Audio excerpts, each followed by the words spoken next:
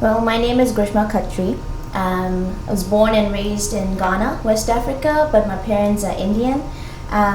Came to the United States to pursue a degree in psychology, sociology, and criminal justice because I'd like to combine these three. And that has been my dream since I was a very little girl. And came here, pursued those, and currently getting my master's in applied sociology as well as college student personnel. Getting an education has been a big priority in my family from a very young age, not for me necessarily, but for my mom and dad. My dad was about 19 or 20 when he left India and moved to Ghana, which was about 54 years ago. He moved to Ghana because he always understood that in his time and whatever environment he was in, education was not taken as a really big deal, and what he could do at that moment as a man was to get a good job, so he moved away. When he moved away, he realized in Ghana that education is a very important part of a human being's growth. So that is what I remember him saying. So whenever he had this mindset that education was important, and that's what he instilled in us for kids. He said, whatever you do, whether you're a boy or girl, doesn't matter. For him, it didn't mean anything that you're a girl, so you have to get married, or even though it's part of our culture that you're a girl, you have to get married at a certain age. Even a guy has to get married, you have to have kids, move on to the next phase of life. That was never his mindset. Not that he didn't accept it, it was more of a choice, whatever you want, but he instilled that idea that education is going to get you places, and you can always have a partner, you can always get married eventually, but growing in that field where you have this good exposure to education and understanding of people around you will just be a benefit rather than cause any harm. There's no harm.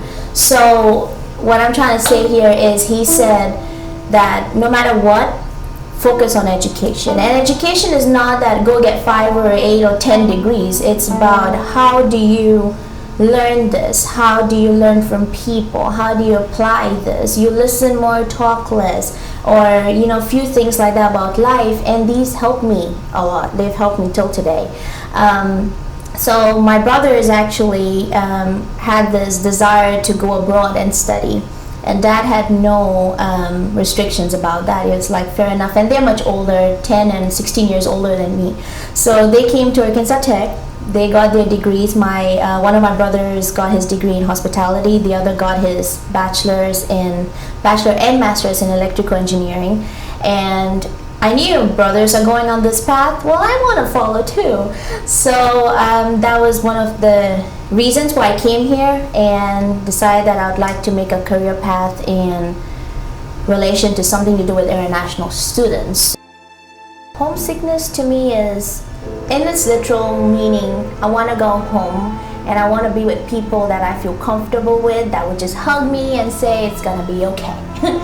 But as you grow, you become an adult. You come to a whole new different country, you're on your own, you're independent.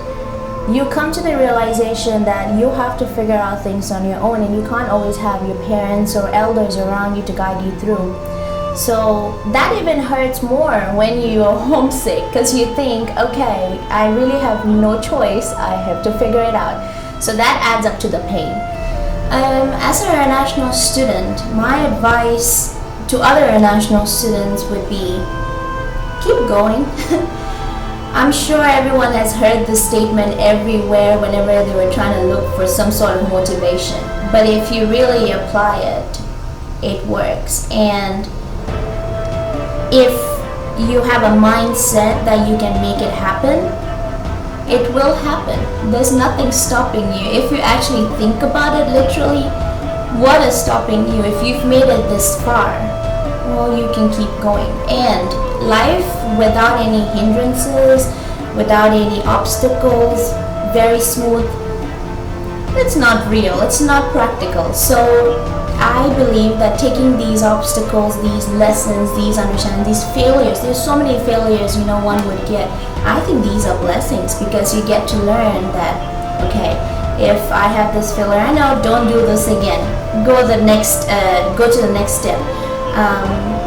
it will make more sense when you actually recognize your failures.